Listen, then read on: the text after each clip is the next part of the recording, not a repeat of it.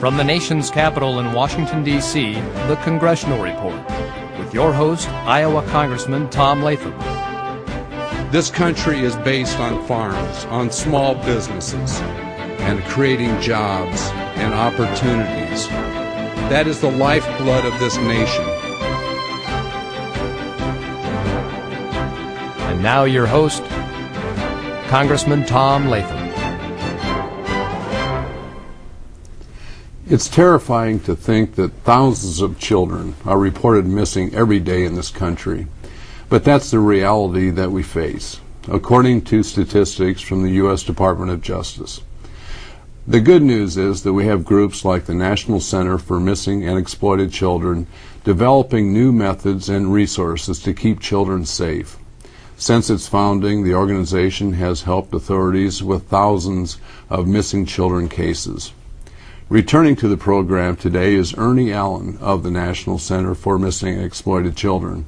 Mr. Allen was my guest on the program several years ago, and it's my pleasure to welcome him back. And Ernie, thank you for being here once again.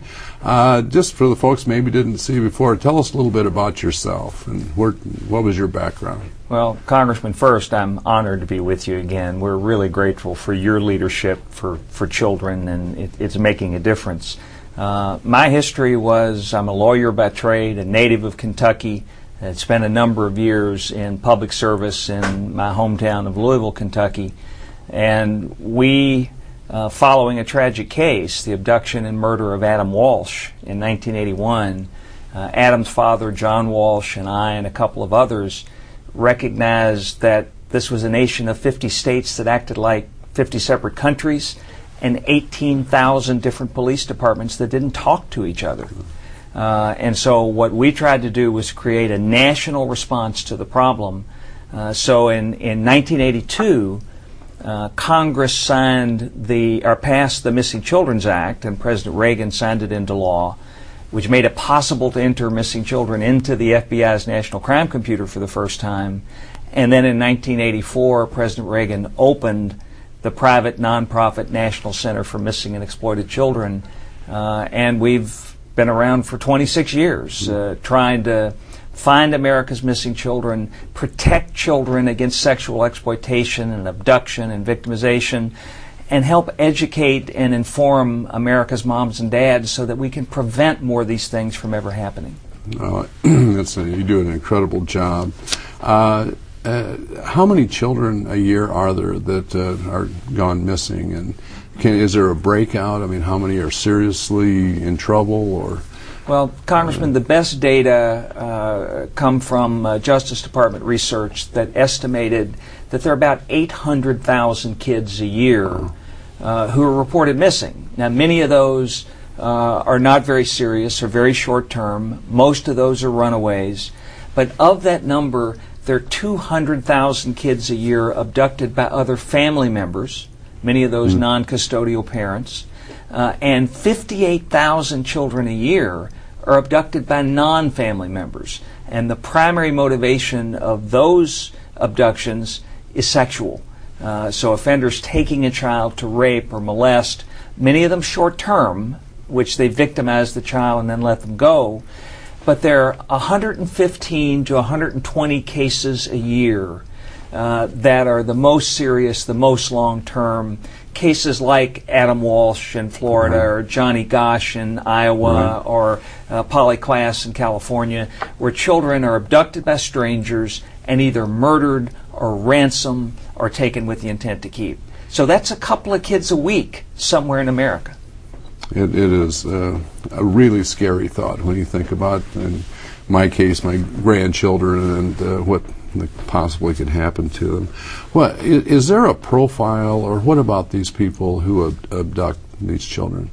Well, the profile of the stranger, the non-family abductor, which is the most serious, the one that I know parents are most concerned about, is that these abductors overwhelmingly are male, overwhelmingly young, 80% younger than 35 years of age. And there's a piece of this that I'm sure your viewers and most Americans really don't understand. When you and I were young, I'm sure we were taught not to talk to strangers. Right. The problem is most of those who victimize our children are not strangers in the eye and the mind of the child. These are people who seek legitimate access to children, who attempt to trick or lure them into situations. So in so many of these cases, the child goes willingly, not aware that they're in any jeopardy until it's too late.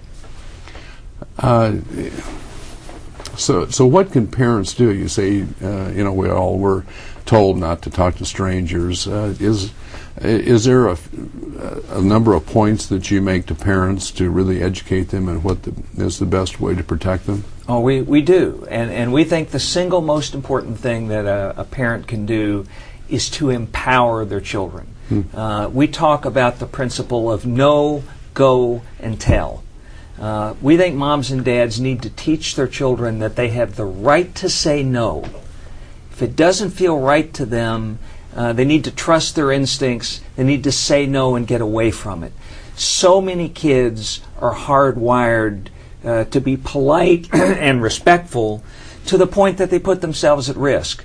So saying no is really important. Secondly, the concept of go. Get away. Get away from the situation. Don't try to be a 7-year-old karate champion and try to fight off this 200-pound abductor. Run away. Make noise. We track attempted abductions at the National Center. And what we have found is that in almost 90% of these cases, children get away not because of some good Samaritan. They get away because they use their heads. They recognize the situation, it doesn't seem right, and they resist. They kick and scream and make noise and run away. They save themselves. And then the final piece of that is tell. If you think about it, one of the most stigmatizing things that you can call a child is a tattletale. And so what we learn is that as a result, most kids in these cases don't tell anybody. So what I would advise the people watching this program and moms and dads across America is sit down with your children early on, those preschool years, and tell them, I love you, I trust you, I believe you. If there's ever anything going on in your life that you don't feel right about, somebody is touching you or approaching you in a way that makes you feel uncomfortable, say no, get away from it, and come tell me. And keep telling me until I listen, until I do something about it. Or tell teacher, or tell counselor, or some other trusted adult. So we believe that America's kids protect themselves with their heads, and that we don't have to scare them to death to keep them safe. We just need to empower them. That is great advice. And, something you're talking about when we grew up, something that we didn't have then were computers. People weren't online. How do you approach that threat to the children today? I mean, this has become bigger and bigger all the time. It is a massive challenge, and I'm sure you'll be surprised to hear we are enormous proponents, supporters of the Internet. The Internet has revolutionized the way we search for missing children and the way we do our business. But the reality is too many parents are really not aware of what their kids are doing online. Too many parents don't know where the on-off switch is, and kids are at risk. We did some research a few years ago and found that 1 in 7 children is sexually solicited online. And we think that number probably understates it. 1 in 33 is the target of aggressive solicitation online, where someone tries to persuade the child to meet them physically. The good news is kids are pretty savvy. The bad news is, for the first time in American history, we have a whole generation of people, of kids, who know a lot more about a transcendent element of our society and our lives than their parents do. So our message is moms and dads need to catch up. You need to get that PC out of the child's bedroom and into a public area. You need to know your child's password and how to log on. You need to monitor and supervise what your children are doing online. It's not a violation of anybody's privacy rights. They're your child. So we set limits for how much our children watch television and where they go and who they're with. We need to set limits regarding the internet as well. You're talking about the parents at home. What about when the kids go to school? What security things are happening in the schools today that you folks are working on? Well, first of all, we've made a massive effort to reach out to schools, to public officials, to law enforcement, and to kids. We have a free resource, an interactive resource for kids and parents called NetSmarts. It's NetSmarts with a Z, NETSMARTZ.org. So I hope your viewers will explore it, will use it. It is grade and age appropriate, so there's content for the little bitty kids. Children are going on the internet at younger and younger ages with animated characters and fun games, so they learn without knowing that they're learning. There's content for those tweens, for the preteen age kids, and then there's content for teenagers, and there's advice for parents, so that if parents want to know what to do, how to log on, how to use the computer, what they should be doing, we have a resource called NetSmarts 411. So you can go to netsmarts411.com, or you can call us at 1-800-THE-LOST, and we'll actually advise you. We'll tell you the tips, and we have also an array of free information available to parents. Schools are taking steps. They're being much more careful. Kids are now being taught how to stay safe in most schools. We're making progress, but it's an enormous problem. Are you in the classrooms also with direct contact, or how does that? We are in a lot of the classrooms, not all of them, because school curricula is controlled state by state and district by district. But there's some extraordinary programs out there and resources available so that kids learn in a positive way. The good news is there are clear indications that the vast majority of America's kids who encounter this kind of content recognize it and get away from it, avoid it. We're trying to make kids street smart on the information highway. The bad news is the same kids who are vulnerable in the physical world are vulnerable online. Why is that? Well, kids who lack self-esteem, who lack self-confidence, are easy prey for these offenders who identify that vulnerability, and it's almost a seduction kind of scenario. They hone in on vulnerable kids, take advantage of that vulnerability, and then again the kid is victimized before he understands he's even in any jeopardy. So the predator can actually tell what type of kid that, they have to really work at this, don't they? They do. To find the vulnerabilities and... They do, but they're smart, and they're manipulative, and they're patient. What we see online is first they develop a bond. We brought a little girl and her mom up here from Alabama to testify before a committee once. Straight A student, good family, computer in the kitchen, kid was 14 years old, meets this guy online that she thinks is her soulmate. He gets her. He understands her. And like every 14-year-old, she had some problems at home. She had problems at school. She didn't think she was pretty enough or smart enough or whatever. He honed in on that and ultimately persuaded this girl to get on a Greyhound bus from a small town in Alabama and travel to meet him in Philadelphia. Now, he turned out to be not another 15-year-old, but a much older adult with a long history of sex offenses. Kept the kid locked up in a hotel room, abusing her for 3 days. We ultimately were able to find her through tracing telephone records, because they had moved from internet communication to actual one-to-one communication via cell phone. So the good news is we found her, we rescued her, the police prosecuted the guy, he's now in prison in Pennsylvania. But a member of Congress asked this kid in a hearing, how could this happen to you? You're obviously a very bright kid from a very good family. And she responded, I'm an airhead. And the point wasn't that she was dumb.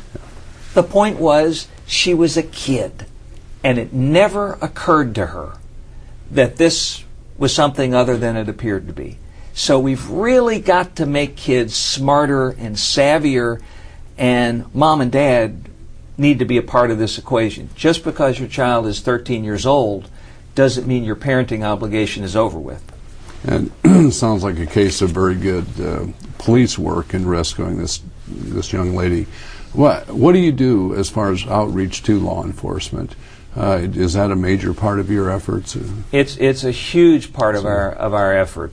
First of all, we do training. We've trained more than 250,000 police officials and executives across the country. We bring 50 police chiefs and sheriffs into our center here in the Washington, D.C. area every month to focus on their departmental policy.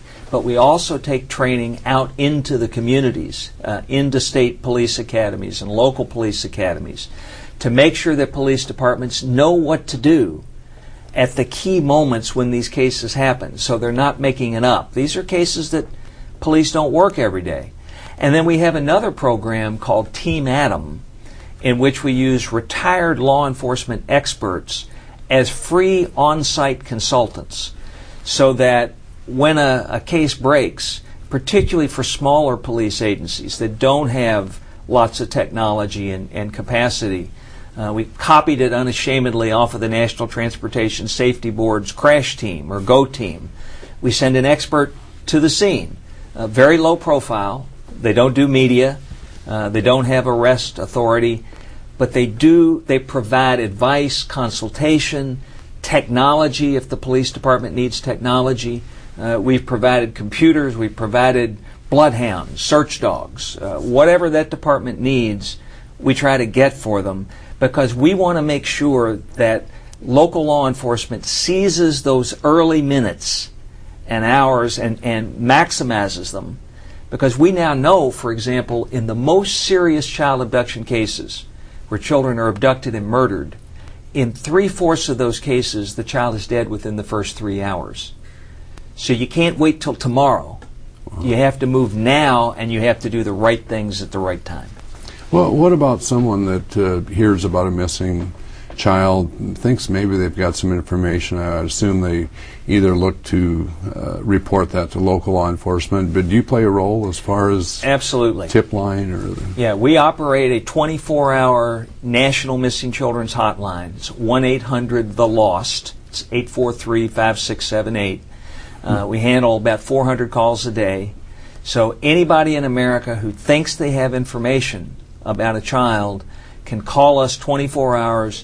We take that information, we develop it, we provide it to the appropriate law enforcement agency for investigation, and we also operate what some have called the 911 for the Internet. So people can report to us online at cybertipline.com. Providing leads. I mean, one of the things we get all the time is we'll get calls from people at a local shopping mall who see a kid being dragged kicking and screaming out of a mall. Now, they assume this is dad, but they're still nervous about it. So we're somewhere they call. We take that information, we follow up with local law enforcement, we try to verify and validate that this was not foul play. And we've recovered hundreds of kids because of average people doing average things and simply paying attention and letting somebody know. Is that phone number widely available, or is it posted, or how, if someone had this at the mall or something, how would they know to call you? Well, we're a nonprofit. I mean, right. we can't advertise like major corporations, right. but we hopefully it's in every phone book, and we get a lot of free attention to the phone number from media and from others, and it's on every one of our posters. We are distributing missing child posters into more than 100 million homes a week through our partnership with a company called Velasas that basically does little flyers with missing children and our hotline number, pictures of the child. We have bulletin boards in every Walmart store. 130 million Americans every week shop at Walmart, and 200 kids have been recovered as a direct result of Walmart shoppers walking in a store, looking at the bulletin board, calling us and saying, I think I have information about that child. And we have 400 other private sector photo partners helping us distribute the pictures and information about missing children, trying to find that one person who knows and persuade them to call us and provide us with that information. We talk about the individual sexual predator that lures a child somehow. Is there an organized child trafficking? I mean, is there organized crime involved also? We believe there is. We started an initiative 7 years ago in partnership with the FBI and the Department of Justice called Innocence Lost. And the premise was to focus on the trafficking of children in the United States for purposes of commercial sexual exploitation. Now, most Americans believe this is a problem that happens somewhere else. Mm-hmm. It happens in Southeast Asia or Central America. It doesn't happen on Main Street, USA. Well, in those 7 years, we've been able to rescue more than 1,000 American kids. Typically, the girls get brought into this process by the age of 12, the boys by the age of 11. And what we're finding is that this is organized crime. These guys network with each other. They move kids from community to community. There is a massive consumer demand for kids for sex. And increasingly, these kids are being sold not through being paraded on city streets. They're being marketed and sold via the internet. So from the privacy of your own home or hotel room, you can go on one of these sites and see kids being marketed for sex. We're actually finding missing kids through having our analysts prowl these sites and look at the sex ads and then match the images. We've already recovered hundreds of missing kids who have a mom or a dad somewhere looking for them who are being sold for sex online. So yes, it's a problem. Yes, it is organized. Historically, I've said not mafia or La Cosa Nostra, but organized nonetheless. And then last month, there was a felony indictment in New York of the Gambino family, who was basically selling kids for sex via the internet. So apparently, it does have some traditional organized crime, traditional mafia type involvement. Now you mentioned the foreign, the Southeast Asia thing, the areas being known to be a hot spot for this type of horrible activity.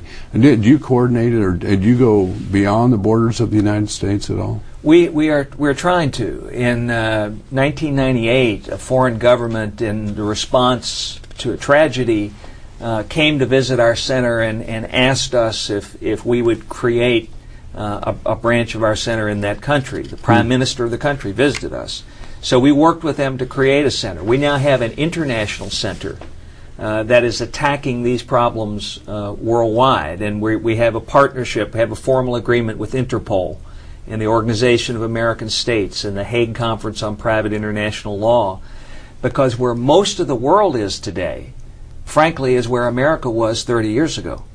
So there really is need for building capacity, for training law enforcement, for changing law, for building greater cooperation and information sharing, because political boundaries, unfortunately, are not barriers to the transportation of children.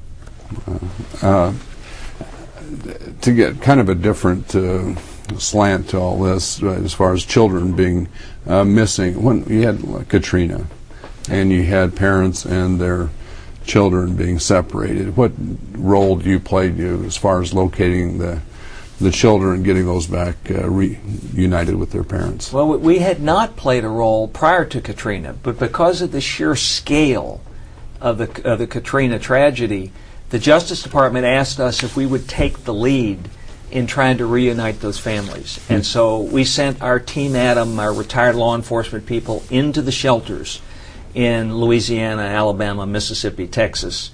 We took photos of 2- and 3-year-olds left behind all by themselves in these shelters. We worked with the media. We set up a special Katrina hotline, a special Katrina website, and took 6 months. But ultimately, we reunited 5,192 children with their families. Wow. And used it was old-fashioned gumshoe detective work because there were no databases. There was no ability to search against some master list of shelter residents. As a result of that, you and your colleagues in the Congress asked the center to become the National Emergency Child Locator Center for future natural disasters. So we now have a permanent capacity, a permanent system in place. Target stores have set up for us a special hotline so that we don't divert from our missing children's work. We are prepared. We've already been asked to respond to the Southern California wildfires, where there was some dislocation of families, to hurricanes Gustav and Ike in Texas, and we're prepared so that where there is a future natural disaster, our role will be to focus specifically on reconnecting the displaced children with their parents wherever they are. You do such great work, and you said earlier you're a nonprofit. Right. How are you funded, and can people at home help? Well, they can, and one of our great challenges is a lot of people don't know we're a nonprofit.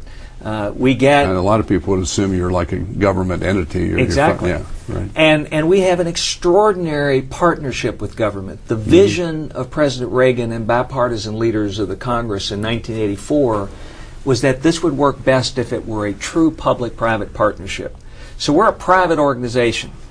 We receive a little over half of our operating budget from the Congress, but we also receive a massive amount of private sector support, including corporate support, individual donations, foundation support for specific programs, and we receive an enormous amount of in-kind support. That photo distribution effort I talked about, 400 companies helping us distribute the photos of missing children to millions of homes across America. That doesn't cost taxpayers or the National Center a dime. Every one of those companies is doing that as a public service. Technology companies are helping us. So if your viewers are interested in what they can do, how they can do more, I'd suggest that they go to our website, which is missingkids.com. You can learn more about the center. You can learn how you can help. This is a subject I could talk to you forever because you do such a fabulous job. Thank you. Thank you very much for being on the program today. I really appreciate it. Thank you. The National Center for Missing and Exploited Children is taking great strides in protecting children across the country. Its cyber tip line and hotline are powerful tools that save lives. With hundreds of thousands of children reported missing every year, we need to use all the tools available to keep our children safe. I'd like to thank my guest once again, and I hope you'll join me next time on the Congressional Report. From the nation's capital in Washington, D.C., this has been the Congressional Report with Iowa Congressman Tom Latham. Have a question, comment, or concern? Congressman Latham wants to hear from you.